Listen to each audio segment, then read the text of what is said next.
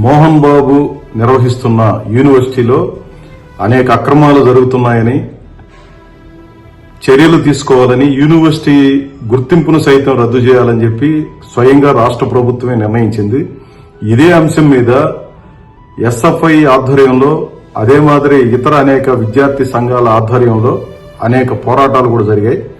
ఇప్పటి వరకు చర్యలు తీసుకోకపోగా వాళ్ళ వేధింపులు ఏమాత్రం ఆగలేదు. యూనివర్సిటీ యాజమాన్యం కోర్టుకు వెళ్లి మధ్యంతర ఉత్తర్వులు కొన్ని తెచ్చుకొని దాని ఆధారంగా తన అక్రమాల్ని కొనసాగిస్తున్నారు తప్ప దాని నుంచి బయటపడాలన్నటువంటి ఉద్దేశంతో యాజమాన్యం వ్యవహరించలేదు.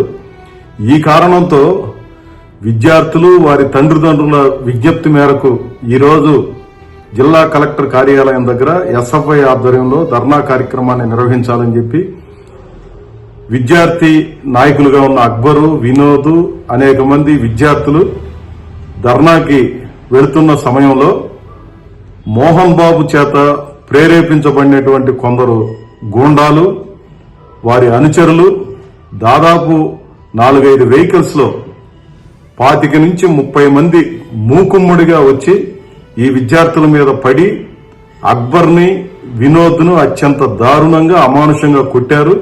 విద్యార్థులందరూ చూస్తూ ఉండగానే వారి సమక్షంలో వీళ్ళని వాహనాల్లోకి, వీరు వెంట వచ్చినటువంటి వాహనాల్లోకి ఎక్కించుకొని తీసుకెళ్లిపోయారు. ఇప్పటి వరకు వారి ఆచూకీ తెలియదు, దారుణంగా కొట్టారు. ఈ విషయాలన్నింటినీ, దౌర్జన్యం చేసిన విషయాన్ని, కిడ్నాప్ చేసిన విషయాలన్నింటినీ కూడా ఎస్పీ సుబ్బరాయుడు గారి దృష్టికి తీసుకెళ్లాము. ఏఎస్పీ రవిమనోహర్ గారి దృష్టికి తీసుకెళ్లడం జరిగింది. ఎస్పీ గారు వెంటనే స్పందించారు. ఇట్లాంటి తప్పులకు పాల్పడే వారి పట్ల కఠినంగా వ్యవహరిస్తామని చెప్పారు. వాటి పట్ల సీరియస్ గానే మేము వ్యవహరిస్తామని చెప్పి ఆయన హామీ ఇచ్చారు. కానీ ఇప్పటి వరకు ఎలాంటి సమాచారం మాకు దృష్టిలోకి రాలేదు. తిరుచానూరు పోలీస్ స్టేషన్ దగ్గర ధర్నా కార్యక్రమాన్ని కూడా విద్యార్థులు, ప్రజా సంఘాల నాయకులు అందరూ కలిసి నిర్వహిస్తా ఉన్నారు.